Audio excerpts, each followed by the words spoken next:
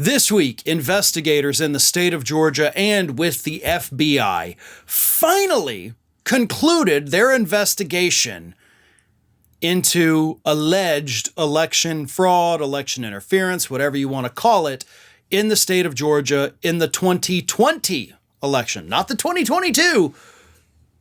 But they took more than 2 years to investigate whether or not these two election workers, and a couple other people, sure, but these two election workers who had been dragged through the mud by Donald Trump and Rudy Giuliani, more than 2.5 years later, they finally came out and said, all right, we finished. We're done.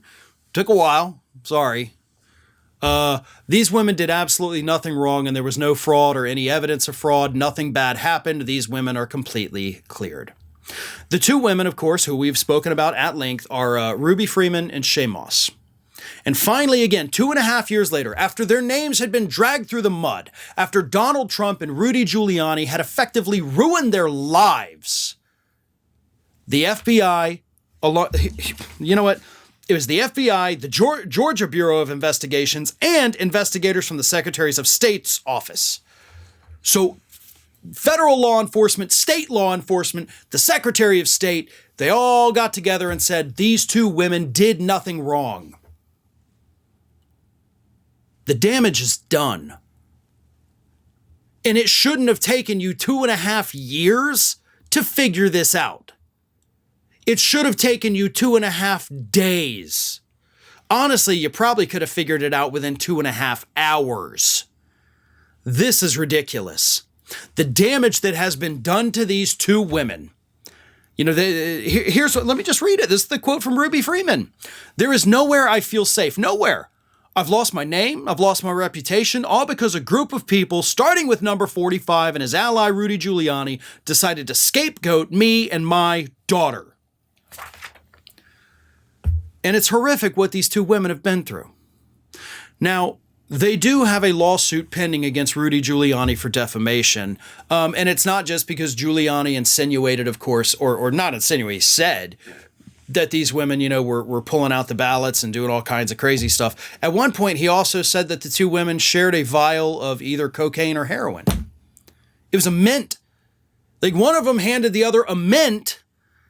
And and that's on video, you know, because there's surveillance, and Giuliani showed the clip. He's like, so they're sharing a vial of, it's either heroin or cocaine. I mean, he said like vials of heroin or cocaine is his exact quote.